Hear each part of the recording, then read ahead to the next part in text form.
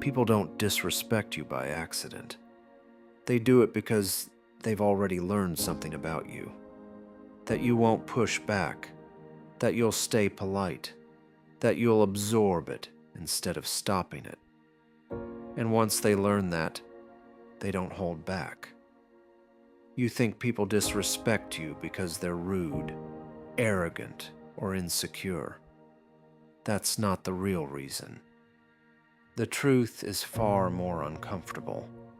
Your reactions make it safe. Every time you over-explain, laugh things off, or try to keep the peace, you quietly remove consequences from their behavior. And without consequences, people escalate. They interrupt more.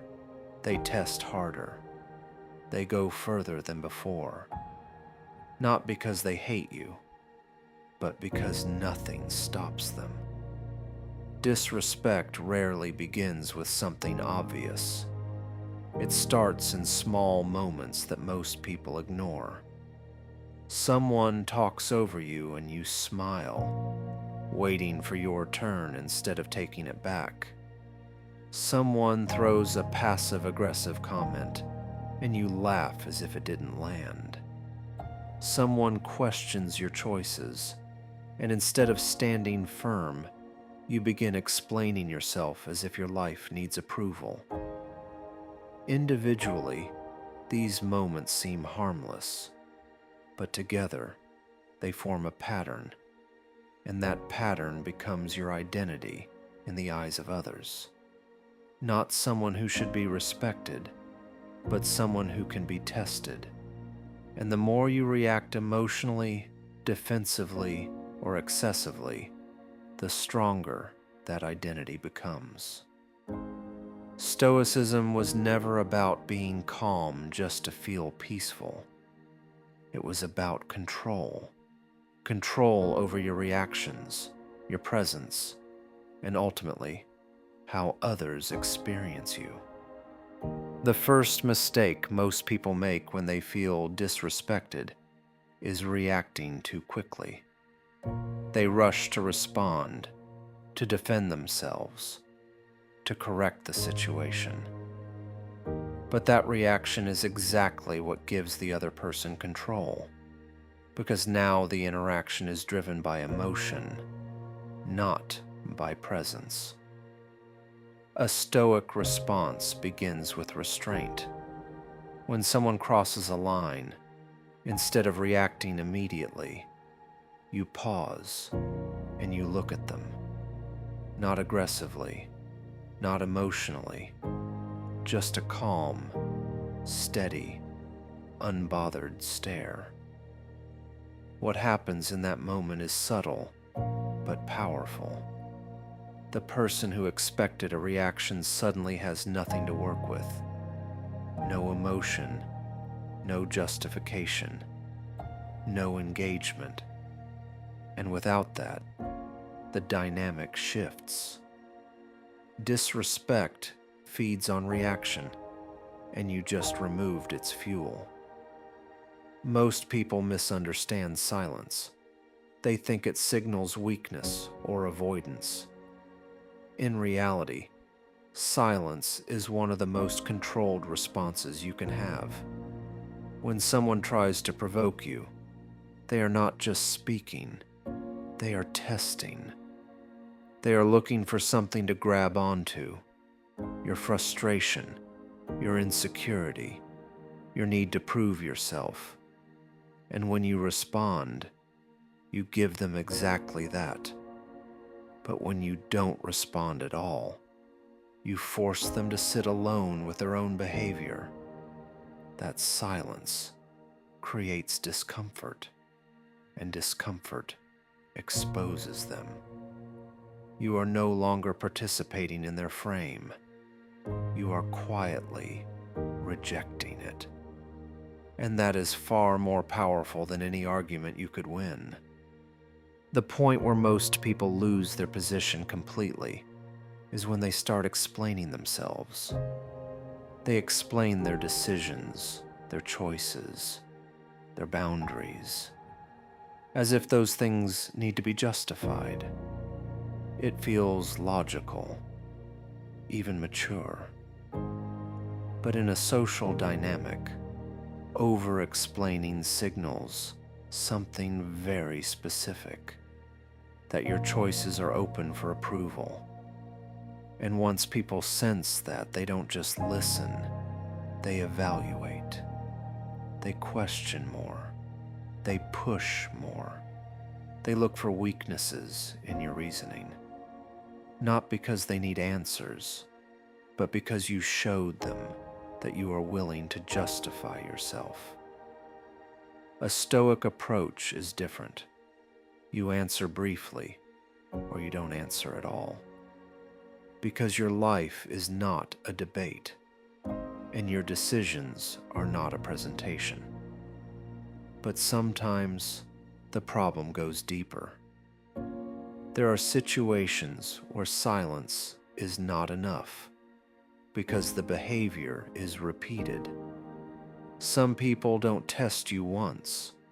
They build a pattern of disrespect and expect you to tolerate it.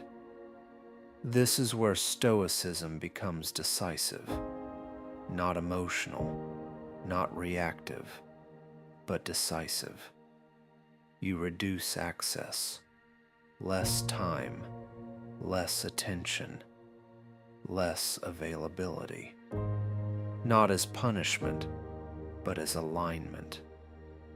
Because proximity is a privilege, and not everyone earns it. When that access disappears, people either adjust or they reveal who they really are. Both outcomes work in your favor. There's something most people never realize about disrespect. It's rarely random. It's a test. Not always intentional, not always conscious, but a test of your boundaries, your reactions, and your sense of self. People don't wake up thinking, let me disrespect this person today. What they do instead is probe. They interrupt once. They make a small comment. They challenge something you say. And then they watch. Not just what you say, but how you respond. Do you hesitate? Do you laugh it off? Do you start explaining? Or do you stay grounded? Because in that moment, they are gathering information. They are learning what is allowed. And once that line is defined, consciously or not, it becomes your role. This is why disrespect often feels like it grows over time. Because it does. The first time, it's small. The second time, it's more direct. The third time, it becomes normal. And by that point, it's no longer a test. It's a pattern. What makes this dangerous is that most people don't notice when the test is happening. They only notice when the pattern is already established. And by then, changing it feels uncomfortable, almost unnatural. Because now you're not just changing your behavior. You're breaking an identity that others have already assigned to you. That's why Stoicism matters here. Not as philosophy, but as awareness. The moment you recognize that every interaction is, in some way, a calibration of boundaries, you stop reacting blindly. You start choosing. And that's the difference between someone who is constantly disrespected and someone who quietly controls the dynamic without needing to prove anything. The final shift is internal, but it changes everything externally. Most people shrink when they feel disrespected. Their voice softens, their posture collapses, Their presence fades, even if they don't notice it. A Stoic response does the opposite. You remain steady. Your tone doesn't change. Your body language doesn't collapse. Your eye contact doesn't break. Because respect is not negotiated through words. It is perceived through presence. And when your presence stays grounded, the message becomes clear without you needing to say anything. Disrespect doesn't continue because people are powerful. It continues because most reactions make it easy. The moment you stop reacting the way they expect, the pattern begins to break. Not instantly, but inevitably.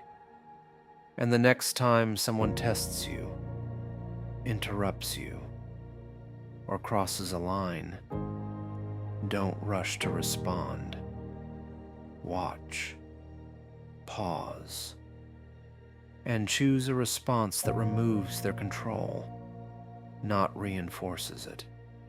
Because once people realize they can't move you, they stop trying. If you understand this, you'll start seeing these patterns everywhere. And once you see them, you can't unsee them. So if you want more of this, real strategies, not surface-level advice, subscribe to the channel. Because the difference between being respected and being overlooked is rarely talent. It's behavior, and most people never fix it